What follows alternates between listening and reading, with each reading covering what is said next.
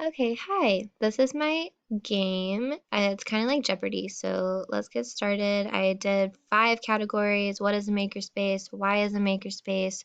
Where should you have one? Getting started, and the space. So, I will just go across for my what category for 10 points. According to Laura Fleming and World of Making, what can happen in a makerspace? Students can explore interests, learn how to use tools, and develop creative projects. I know that this was one of the two definitions that Dr. Kwan liked at the beginning, but it was still a little vague. I just thought that it hit all the points. Students explore, they learn, and they can develop. Why for 10 points? Makerspaces hit all the five C's that are important for learners. What do the C's stand for? They stand for critical thinking, creativity, communication, collaboration, and citizenship. Especially in my school district, we always really try to hit on critical thinking, creativity, communication, and collaboration. So I thought that it was very nice that a makerspace can hit on all of these things and help students develop these skills. Where for 10 points? What is AASL's Learning for Life's four main standards for libraries? Um, Libraries are expected to help people think, create, share, and grow. And so, my purpose for including this in the why portion was why should a library have, or like, where should a makerspace be? It should be in a library because students are expected to think, create, share, and grow in a makerspace. Um, where for, sorry, getting started for 10 points. Um, when first starting a makerspace, you shouldn't worry about what. Going all out. Start simple. Don't spend a lot of money. Build it up over time. I remember Dr. Kwan saying in her book that for her first makerspace, she spent maybe less than $20, and the students still had a great time and they learned and they were very engaged. So, when starting out, you don't have to go all out. The space for 10 points. What is one of the things that should be considered when finding a space for a makerspace? I thought the big one was space. There's lots of things going on in a makerspace, lots of moving around, lots of collaboration, lots of working together. They need space for that, not a closed-in space. What for 20 points? In another one of Dr. Kwan's favorite definitions of a makerspace, it was described as blank meets blank. It was described as DIY meets education, which I just thought was a really cool definition because, yes, kids are creating, they are making things, and at the same time, they are learning. Why for 20 points? What are some issues that can be experienced with makerspaces? Cost, messiness, noise, time, and management. But I just remember a big takeaway from that was yes, you will run into these problems, but what you get out of a makerspace is way bigger and better than the problems that you will face. Where for 20 points? Libraries have always been a place that stores information. What can makerspaces help them become? They can help them become a place that creates knowledge and information. So not only a place where you go to find knowledge and information, but a place where you can create it with a makerspace. And I just thought that was cool. Getting started for 20. In Dr. Kwan's experience, she was surprised that students like which option best. And I thought this was surprising too, but also I can kind of see it in what I've seen in my classroom. They like the unplugged option better. They were more engaged in activities where they got to use their hands instead of playing an educational app on an iPad.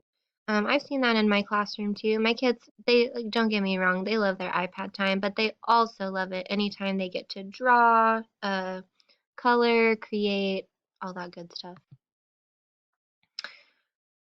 Um, did I do that one? What type of furniture should be used in a makerspace? Furniture that is movable, places to sit, tables to work on. All the stations used in a makerspace, they're not going to be the same every time, so you need to make sure that you have furniture that will move so that you can make the space what you need at the time that you need it. What for 30 points? There are two types of settings for a makerspace. What are they? I put physical or virtual. Physical, yes, y'all can meet in person. Virtual, either like virtual in the physical setting, like kids are doing things online, or what I took away is that like, yeah, like in virtual learning, you can send out some sort of makerspace activity to your kids, and I thought that was really cool. I'd really like to learn more about that, especially if we continue with this whole online learning thing.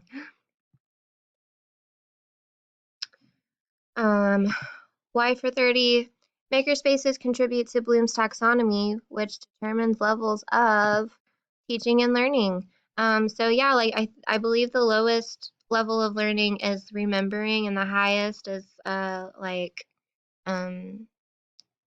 honestly I forgot what the highest one is, but I can see how makerspaces help you hit those higher levels with their creating and the collaborating and the inventing. So that's really cool. Where for 30? Besides a library, what is another good place for a makerspace? A classroom. I was excited when I read this because yes, I'm a classroom teacher right now and I'm like in love with makerspaces right now. So I would love to attempt one of these in the spring. Getting started for 30. Do all makerspace items have to be purchased? No. They can include toilet paper rolls, boxes, scraps of paper, etc. These things can be collected and donated over time. So I know Dr. Kwan was a big advocate for collecting materials, um, not going out and buying them. You can have other people donate them to you. You do not have to go buy everything yourself. The space for 30. Aside from supplies, what are some other things that are helpful in a maker space? Internet access, sink, easy to clean floors, whiteboards, post-it notes, etc.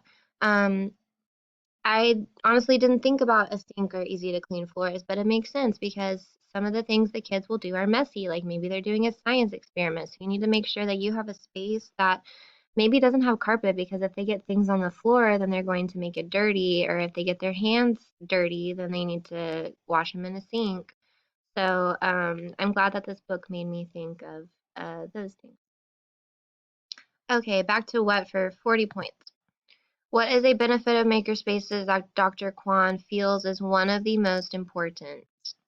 They help students become better problem solvers. And I think that this is very important this day and age because I feel that kids are not always hitting that skill set with the technology that they are given. So I'm glad that Makerspaces is making a comeback with that. Why for 40 points? Makerspaces are a great way to incorporate the A in STEAM activities. What does STEAM stand for? Science, technology, engineering, art, and design, and math. I've always grown up with STEAM, or sorry, with STEM, so I'm glad that they've now added the A because I think that it really expounds on a lot of these and adds an extra level of learning and creating. Where for 40? What are three subjects that a makerspace could help enrich in a classroom setting? They can help enrich science, math, and ELA. I was excited when I read this because I teach all of these things in my second grade class. So I would love to see how I could add a makerspace to really like take these lessons even higher with my kids. Um, did we do where? Yes. Getting started for 40. Should all makerspace activities be high-tech and complicated? No. They can be as simple as children playing a board game, which can help form their collaboration skills. The takeaway I got from this is that no, you do not have to work on robots every single time. You do not have to have educational apps every single time. It can be as simple as kids doing a drawing challenge or building something with Legos or playing a board game, which probably I know a lot of my second graders probably have never done, which is sad.